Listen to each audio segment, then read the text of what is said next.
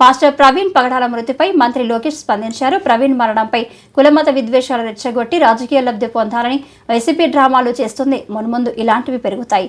ప్రజలు అప్రమత్తంగా ఉండాలి. ప్రభుత్వం ప్రతి ఇష్యూను సీరియస్ గా తీసుకుంటుంది. మాతో ధీటుగా పోటీ పడలేక కుల మత ప్రాంత విభేదాలు రెచ్చగొట్టి రాజకీయ లబ్ధి పొందాలనేది వైకాపా లక్ష్యం. దాంట్లో మీకు ఎలాంటి సందేహం అవసరం లేదు. పాస్టర్ ప్రవీణ్దే కాదు, ముందు కూడా ఇలాంటి అనేక డ్రామాలు వాళ్ళు చేస్తారు. ప్రజలందరూ అప్రమత్తంగా ఉండాలి. అనేక డ్రామాలు చేస్తారు. ఇప్పుడు ప్రభుత్వం ప్రతి ఇష్యూని సీరియస్ గా తీసుకుంటుంది, దర్యాప్తు చేస్తుంది. ఒకవేళ ఎవరైనా తప్పు చేస్తే వాళ్ళు వదిలిపెట్టే ప్రసక్తి ఉండదు ఈ ప్రభుత్వంలో.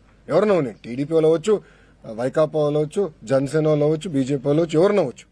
ఎవరిని వదిలిపెట్టదు. తప్పు చేస్తున్న మటుకు ఎవరిని వదిలిపెట్టదు ఈ ప్రభుత్వం. అది చాలా క్లారిటీగా లా అండ్ ఆర్డర్ విషయంలో గౌరవ ముఖ్యమంత్రి గారు చాలా క్లియర్ గా ఉంది. అవునండి, ఎందుకు పని చేయకూడదండి? ఎందుకు పని చేయదండి? రెడ్ బుక్ లో ఏముంది? ఎవరైతే చట్టాన్ని ఉల్లంఘించి ప్రజల్ని కార్యకర్తలను ఇబ్బంది పెట్టారో వాళ్ళని వదిలిపెట్టను అన్నాను. అంటే వాళ్ళు చట్టాలు ఉల్లంఘించినట్టే కదా. చట్టాలు ఉల్లంఘించిన వాళ్ళపైన యాక్షన్ తీసుకున్నాం. అదే రెడ్ బుక్. యాక్షన్ తీసుకుంటాం, దాంట్లో ఎలాంటి డౌట్ లేదు. ఇది రాజారెడ్డి రాజ్యాంగం కాదండి. గేట్లకి తాళు కడతాం, ఏం తప్పు చేయనోడి పైన దొంగ కేసులు పెడతాం. అది ఎప్పుడు చేయలేదు. ఈరోజు జగన్మోహన్ రెడ్డి గారు ఫ్రీగా తిరగట్లేదు. Z+ సెక్యూరిటీ ఉందండి. అరే పవన్ అన్న కన్నా ఎక్కువ సెక్యూరిటీ ఉంది ఆయనకి. భలే ఉన్నారు. పవన్ అన్న కన్నా ఎక్కువ సెక్యూరిటీ ఆయనకు ఉంది. పవన్ అన్న classification Z category, Jaganmohan Reddy గారికి Z+. ప్రభుత్వమే బుల్లెట్ ప్రూఫ్ వాహనం ఇచ్చి, ఆయన ఆంధ్ర రాష్ట్రంలో ఎక్కడ తిరిగినా ప్రభుత్వమే బుల్లెట్ ప్రూఫ్ వాహనం ఇచ్చి అది తెలుస్తుంది. ఏనాడు ఆయన గేటుకి మేము తాడు కట్టలేదే, ఏనాడు ఆయన చేయాల్సిన కార్యక్రమాలకు మేము అడ్డుపడలేదే, పర్మిషన్ ఇవ్వడం మేము పోలేదే. ప్రభుత్వం చాలా క్లియర్.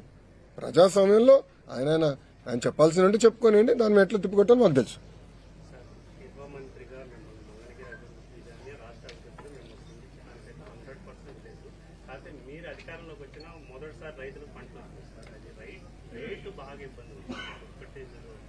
అన్న ఇప్పుడు మీరు చూస్తే వరి తీసుకుంటే, వరి విషయంకి వస్తే, ఒక్క నిమిషం నేను పూర్తి చేయను. వరి విషయం తీసుకుంటే గత ప్రభుత్వం పెట్టిన బకాయిలన్నీ చెల్లించాము. మన ప్రభుత్వం కొనుగోలు చేసినంత డబ్బులు ఇచ్చేస్తాం జరిగింది. ఇప్పుడు మిరప ఉంది. కొన్ని వేరియంట్స్ కి తక్కువ వస్తున్నాయి, కొన్ని వేరియంట్స్ కి ఎక్కువ వస్తున్నాయి. అది కేంద్ర ప్రభుత్వం ఇంటర్వెన్షన్స్ 11,500 కింద చేశాను. పసుపు నేను మానిటర్ చేస్తున్నాను. నేను పర్సనల్ గా పసుపుని నేను మానిటర్ చేస్తున్నాను. ఈ 2-3 రోజులు ఆర్టికల్స్ కూడా నేను చూశాను. అది నేను మొత్తం మానిటర్ చేస్తున్నామా. దానికి ఒక కమిటీ వేశారు. అంటే మనోహర్ గారు, అచ్చెన్నాయుడు అన్న వీళ్ళందరూ కూర్చుని వాళ్ళు కోఆర్డినేట్ చేస్తున్నారు. ఇది ప్రతి కేబినెట్ మీటింగ్ లో కూడా మేము డిస్కస్ చేస్తున్నాం. రైతులు నష్టపోకుండా చూసుకునే బాధ్యత ఎన్డీఏ ప్రభుత్వం తీసుకుంటుంది.